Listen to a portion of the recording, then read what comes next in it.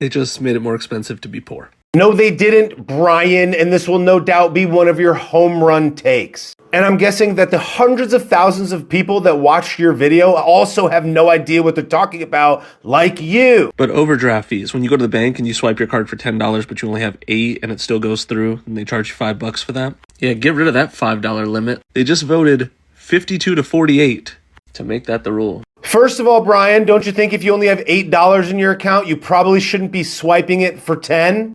Let's leave that out for a second, though. What you're talking about is called overdraft protection. Your bank not rejecting that transaction for $10 when you only have $8 in your account is called a service. That service is referred to as overdraft protection, which allows you to swipe on a debit card or charge to your bank account more money than you have in it, and the transaction will not get rejected. A bank then charges a fee for that service. That fee, because a bank is a free enterprise, is determined by the bank. This becomes exceptionally helpful when people forget that they don't have enough money in their account to cover things like an electrical bill or a rent payment or something more significant, that if it were to be rejected, that perhaps their power would be turned off or they would face some other type of penalty. So they allow for more money to be withdrawn from the account, and then you pay a fee to the bank for covering you for that service, for extending you that credit. At any time, you can choose to have the bank reject those transactions by opting out of overdraft protection, and then the charge will be rejected and you will incur no fee at all. You can opt out of it.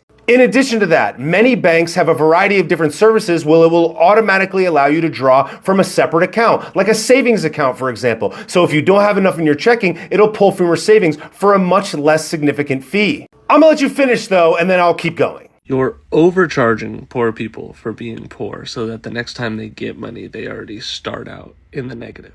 It's not overcharging, Brian, because market prices are set by the marketplace. Last time I checked, there's a lot of banks. You can choose to have your account at whatever bank that you want. So who is to determine whether or not it's being overcharged or not? Because a lot of times people go over by more than $2. I happen to be a bank teller, and I've made a dozen videos at least about this very specific topic on my channel in the past. When overdrafts happened at the bank, 9 times out of 10, you could come into the bank if you have a relationship at that bank, like you usually carry a high balance or you get a deposit or whatever there regularly, and the bank manager will just waive the fee. As long as you don't make a habit of it, you could get that fee wiped, no problem, by just asking. I've seen this happen multiple times for people that would do it maybe every other month. Or you can opt out of it, or you can have it draw from a separate account. Most of the time, the people that incur these fees usually never pay them at all. Their accounts sit in the negative for sometimes years, and it becomes too much of a legal responsibility and too much time for the bank to actually recoup those fees. So those bank accounts go delinquent, sit that way for multiple years, and the bank ends up losing money on the account, and they just zero the account out. Overdraft fees make up a very insignificant portion of the amount of money that the bank actually earns. And typically, like I said, it occurs on very low balance accounts.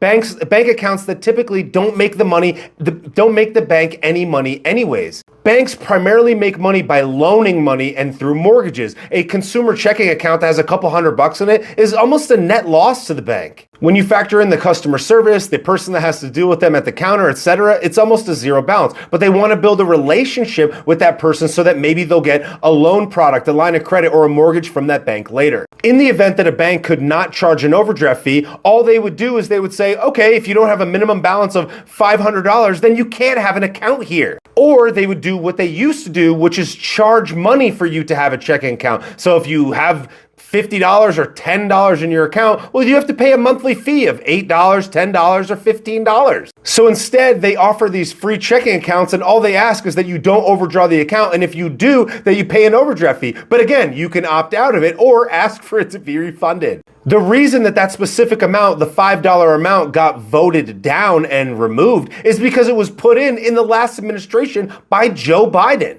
And what it means is that the bureaucracy has the ability to meddle in the affairs of a private business and come up with an arbitrary price of $5, which they pulled out of the sky, to charge for that service. And if it was able to stand for multiple years, eventually the banks would just say, okay, you have to pay a monthly fee for your account if it's under a certain balance, or we'll reject every transaction automatically. And then those poor people that you're so sad about would have maybe no account at all. Then they couldn't charge anything. And y'all voted to raise that number because $5 is not enough. For a large consumer bank, overdraft fees make up 1 to maybe 5% of their total annual revenue. It's really only smaller regional banks where these overdraft fees make up a larger percentage of their revenue, maybe up to 10%. But those smaller regional banks are more focused on consumer checking accounts and the retail side of the banking industry, and they're not as readily available in large cities or urban areas, or even in areas that are rural where people are more likely to have lower accounts. So again, it's like the bank is making 1% to maybe 5% of their revenue on these overdraft fees.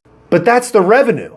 It's not the profit. It doesn't account for all of the accounts that go delinquent. Like I said, when I worked at the bank, there was a ton of accounts that went delinquent all the time that just would sit for multiple years and then they would zero them out. So even though it's making up 1 to 5% of the revenue, it's not necessarily making up 1 to 5% of the profit. Again, the overdraft protection is a service. But you make these videos like in this like smug way, like how could any person possibly not understand this? How could you want poor people to be poor? But what you're arguing for, you clearly just don't understand. Because in the absence of those overdraft fees, as I said, those consumers that carry a very large balance would have maybe a monthly fee or no checking account at all. They would require a minimum balance, which would punish the exact poor people that you're pretending that you care about. I would bet you that 99 out of 100 supposed poor people would rather pay $0 a month for their checking account and be forced to carry no balance at all. But if they happen to go over the amount, that they get charged a fee for it. They would probably that a lot more than paying $10 a month, being forced to keep a minimum balance of say $500 or $1,000 or have no account at all. But no, that doesn't get views. That doesn't gas people up. That doesn't get people worked up. That doesn't let you pretend like you actually care about these people. You'll just say something like this. How will they get new yachts without this? Absolutely perfect. And see, this type of content absolutely crushes online. Pretend that you care about the little guy. Make an emotional appeal to them like you actually are concerned. And talk about something that you clearly don't understand.